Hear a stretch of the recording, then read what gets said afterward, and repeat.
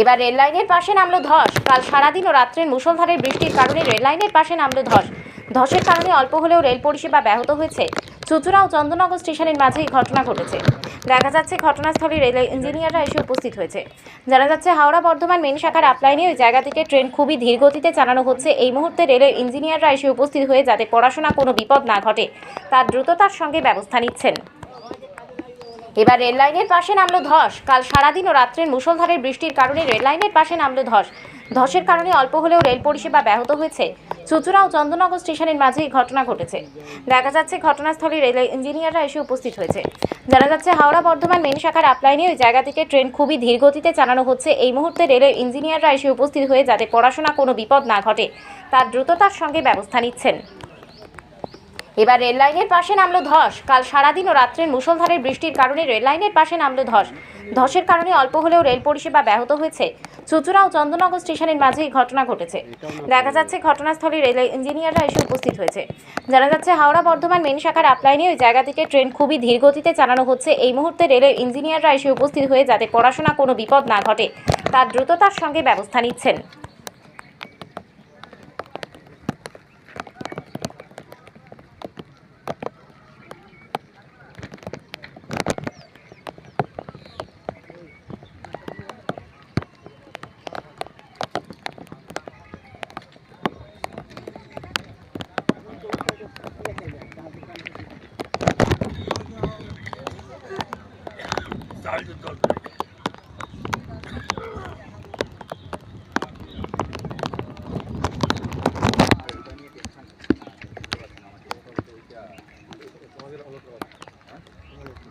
মানে আনলোড করে তো লাভ নেই। ওখানে তো তোমার মিউনিসিপ্যালিটি যে ড্রেন বানিয়ে বসে আছে, তোমার স্লিপার 1 মিটার গাড়া আছে, 1.5 মিটারের ড্রেন করা আছে, তাহলে কী করে থাকবে? থ্রু আউট পুরো জলে প্রেসার করা আছে, থ্রু আউট তোমার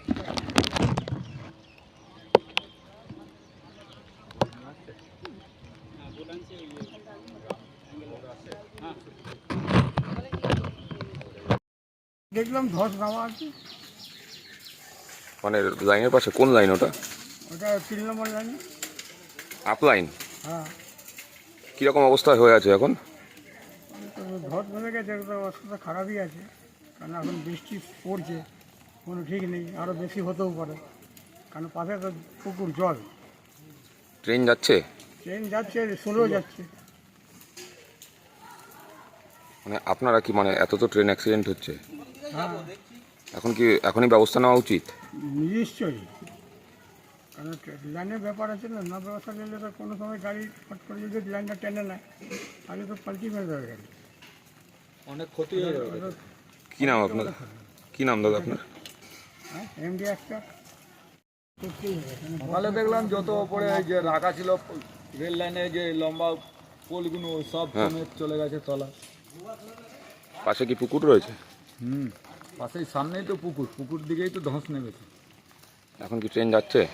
ট্রেন যাচ্ছে, আস্তে আস্তে যাচ্ছে।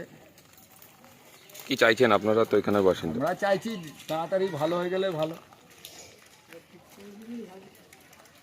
মানে ভয়ের ব্যাপার আছে, বেশি তো দূরেও নয় যে জায়গাটা ধস নেমেছে, এটা লাইন থেকে সামনেই তো, লাইনের একদম কাছে। কি নাম আপনার দাদা? আব্দুল সাজাদ। এখানে বাসিন্দা না, কি এই জায়গাটার নাম কি? এটা দেবীপুর।